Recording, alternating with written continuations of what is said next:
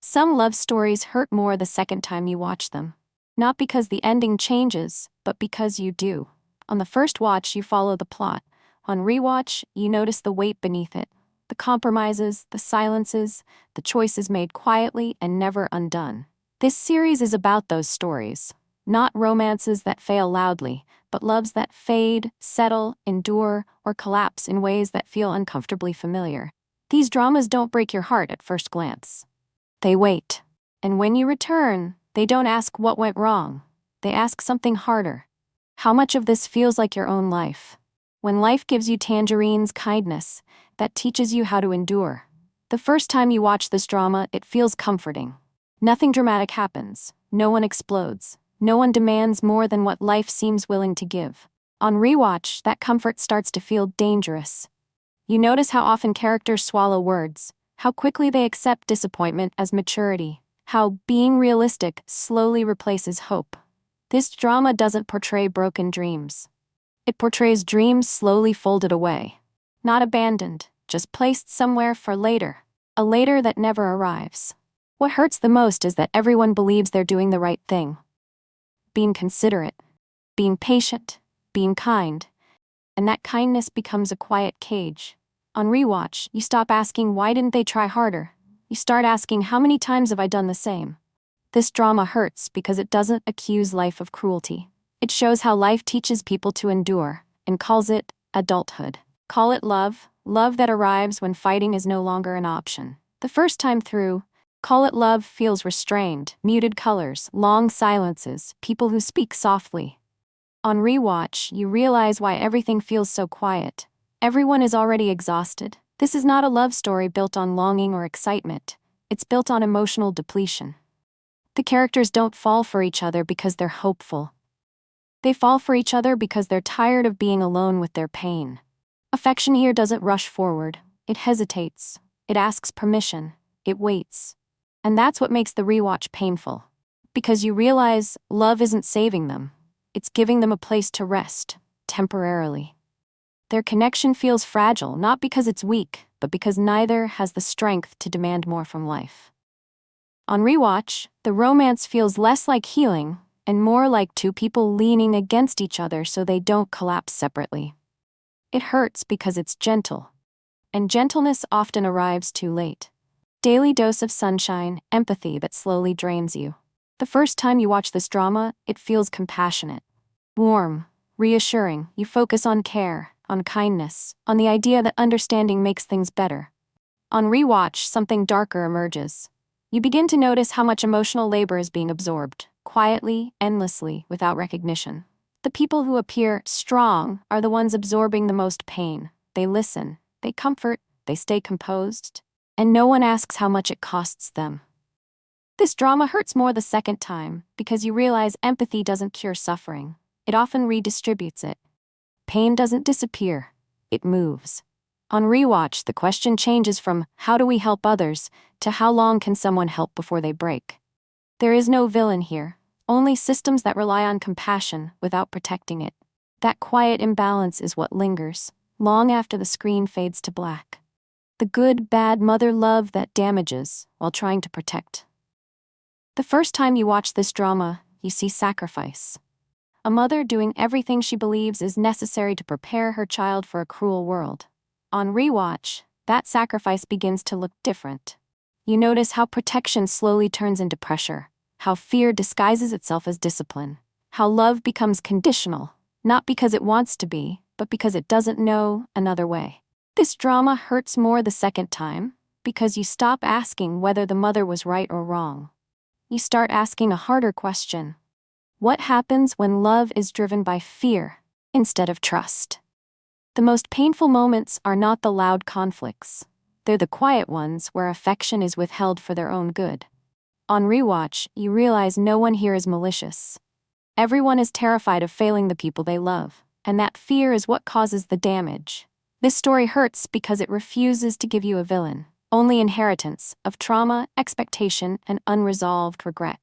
DOONA. Love that collapses under imbalance. The first time you watch DOONA, you're drawn to atmosphere, chemistry, proximity, intensity, a relationship that feels immediate and intoxicating. On rewatch, the imbalance becomes impossible to ignore. One person is always carrying more history, more instability, more exposure. The other is always asked to adapt. Love here isn't destroyed by malice. It collapses under asymmetry. What hurts on rewatch is realizing how often affection is used to compensate for things love cannot fix. Mental health, identity, public scrutiny. The relationship demands more than both people can sustainably give. On rewatch, you stop romanticizing the intensity, you start feeling the exhaustion. This drama hurts because it captures how love can be sincere and still be insufficient. Not every relationship fails because someone stops caring. Some fail because caring costs too much. My Dearest love that loses to history. The first time you watch My Dearest, you're overwhelmed by scale. War, separation, fate pulling people apart. On rewatch, scale disappears. What remains is helplessness. You realize love here never stood a real chance, not because it wasn't strong, but because it existed inside forces far larger than choice. Every decision feels reasonable, every sacrifice feels necessary, and that's what makes it devastating. On rewatch, you stop asking, what if they had chosen differently? You see clearly, there were no better options. History doesn't attack loudly, it erodes. This drama hurts more the second time because you understand love didn't fail. It was simply outlived by events it could not outrun. Youth of May love that was never meant to survive. Youth of May is cruel in its honesty. The first time you watch with tension, hoping the story might spare its characters. On rewatch, hope is gone. Only inevitability remains. Every tender moment becomes unbearable because you know exactly how limited it is. This drama doesn't use tragedy as shock, it uses it as structure. Love grows in the brief spaces history allows before closing in again. On rewatch, the pain shifts. You don't grieve the ending. You grieve the normal life they were never allowed to have. The second watch is devastating because you see how ordinary their desires were, and how impossible that ordinariness became. Tell me that you love me, love that exists without translation. The first time you watch this drama, you focus on communication, on how people reach across difference. On rewatch, you realize the deeper wound, how much will always remain unspoken. This is not a romance about misunderstanding, it's about acceptance of limitation. Love here does not conquer barriers, it learns to live beside them. What hurts more on rewatch is recognizing how much patience is required just to stay connected. There is no dramatic collapse, no betrayal, just the quiet awareness that understanding someone fully may never be possible, and love must decide whether that's enough. On rewatch, this feels heavier because maturity teaches you how rare full understanding actually is. Like flowers in sand, dreams that didn't die, they were just left behind. The first time you watch Like Flowers in Sand, it feels calm, almost nostalgic. Small town, familiar faces, people who seem content with what they have. On rewatch, that calm starts to feel deceptive. You notice how often the characters talk about the past, not with bitterness, but with resignation. Dreams here were never shattered dramatically, they were set aside. Responsibility arrived early. Life demanded practicality, and ambition quietly became something for younger people. What makes the rewatch hurt is realizing that no one stole these characters' futures. They gave them up, piece by piece, because it felt like the adult thing to do.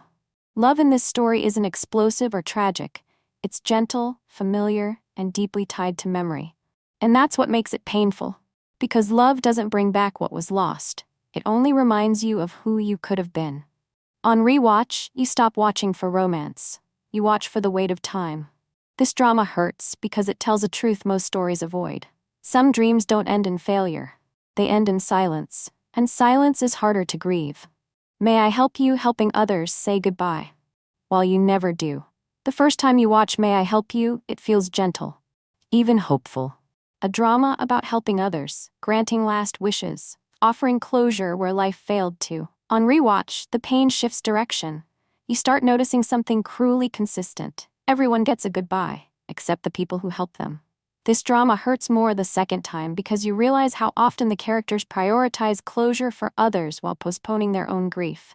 They listen, they stay composed, they carry stories that are not theirs to keep. Helping becomes a coping mechanism, a way to avoid facing unresolved loss. On rewatch, the fantasy element fades. What remains is emotional labor. the kind that looks meaningful but slowly drains the person performing it. Love here doesn't arrive as rescue. It arrives as companionship in grief, two people acknowledging that some wounds don't close, they just become manageable. This drama hurts because it asks an uncomfortable question. What happens when your purpose is built on other people's endings, while yours remains unfinished? On rewatch, May I Help You stops feeling warm. It feels heavy. Because helping others move on doesn't always mean you can.